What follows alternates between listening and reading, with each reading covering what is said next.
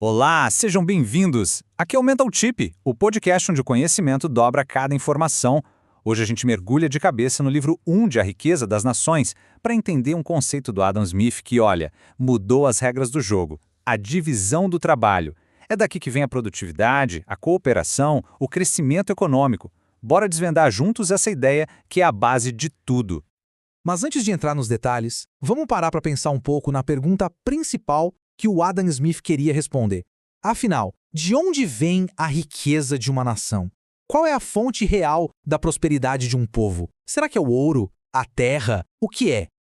Olha que interessante. Smith não começa falando de dinheiro, de governo, de comércio, nada disso. Ele vai direto na jugular, o jeito como a gente organiza o trabalho. Essa escolha já mostra que a visão dele era totalmente revolucionária para a época. Então, nosso roteiro de hoje vai seguir exatamente o raciocínio dele. A gente começa com a ideia central, depois vê um exemplo clássico que deixa tudo mais claro e, no final, a gente entende as consequências gigantescas disso para a nossa economia até hoje. Smith escolheu começar por aqui porque, numa época em que todo mundo achava que riqueza era ter ouro guardado ou um monte de terra, ele sacou uma coisa muito mais profunda. A verdadeira riqueza moderna não vem do que a gente tem, mas da nossa capacidade de produzir. E para produzir mais e melhor, o segredo é dividir as tarefas. Então, o ponto crucial é esse. A prosperidade não vem de trabalhar mais duro na força bruta. Ela vem de trabalhar de forma mais inteligente, de forma organizada, em conjunto. Para essa ideia não ficar só na teoria, Smith usa um exemplo simples, mas tão poderoso que ele é estudado até hoje em faculdades de economia e administração no mundo todo. Tenta imaginar a cena lá no século XVIII. Um único artesão, sozinho, tentando fazer um alfinete do começo ao fim. Ele tem que puxar o arame, endireitar, cortar, afiar a ponta. No fim de um dia inteiro de ralação, ele talvez conseguisse fazer quem sabe, uns poucos alfinetes. Agora a mágica, pega 10 trabalhadores. Em vez de cada um fazer tudo, a gente divide as tarefas. O resultado, juntos, eles conseguiam produzir mais de 48 mil alfinetes, num único dia. O salto de produtividade é simplesmente absurdo. E como isso é possível? O segredo é quebrar um trabalho complexo em umas 18 pequenas tarefas super simples. Cada pessoa vira um especialista numa única coisinha e faz aquilo com uma perfeição e uma velocidade incríveis. Certo? Mas qual é a lógica por trás dessa explosão de produtividade? Smith não fica só no exemplo, ele explica o porquê. Ele identificou 3 grandes motores que fazem essa engrenagem girar tão rápido. O primeiro, claro, é a especialização.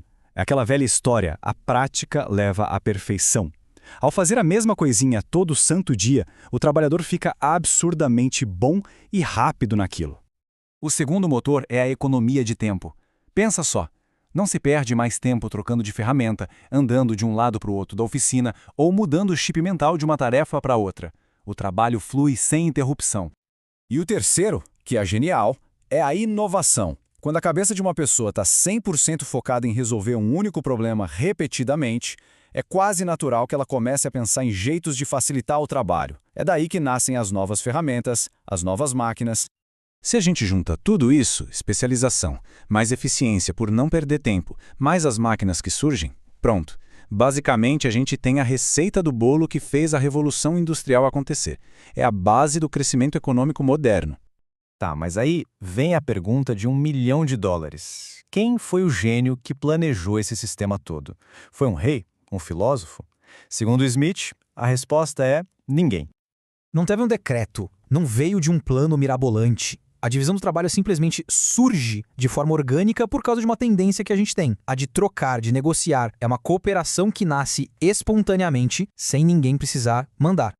Só que esse motorzão da produtividade não é infinito. Ele tem um freio, uma limitação muito importante que o Smith aponta logo em seguida. A ideia aqui é bem direta. De que adianta você produzir 48 mil alfinetes por dia se não tem gente suficiente para comprar tudo isso? A especialização só funciona se existir um mercado grande o bastante para absorver toda essa produção. E é por isso que, para Smith, o comércio é o grande motor do desenvolvimento. Mercados maiores, como uma cidade grande ou o comércio entre países, permitem mais e mais especialização. Uma fábrica de alfinetes só é viável num lugar assim, e isso acaba gerando mais riqueza para todo mundo. Então, para a gente amarrar as pontas, Por que esse princípio que ele viu numa fábrica de alfinetes é tão importante para o mundo de hoje? Qual é o grande legado dessa ideia? É que pela primeira vez na história, a divisão do trabalho criou um sistema onde a riqueza podia ser gerada em massa, de forma contínua. A riqueza deixou de ser um jogo de soma zero, onde para um ganhar, o outro tem que perder. Agora, era possível criar mais valor para todo mundo. No fundo, o Smith identificou uma verdade muito poderosa. A prosperidade econômica não é construída na base da força ou do decreto, mas sim na base da cooperação pacífica e voluntária entre as pessoas. Então, resumindo o que a gente viu hoje, a divisão do trabalho multiplica a nossa capacidade de produzir, ela gera especialistas e abre espaço para a inovação, ela depende do tamanho do mercado e, o mais incrível, ela surge naturalmente da nossa vontade de trocar. Esse é o tijolo fundamental de toda a teoria econômica do Adam Smith. E isso deixa uma pergunta no ar. Qual é esse impulso humano que nos leva a cooperar e trocar? Qual é o motor por trás de tudo isso? Bem, é exatamente sobre essa propensão natural à troca que a gente vai conversar na nossa próxima análise.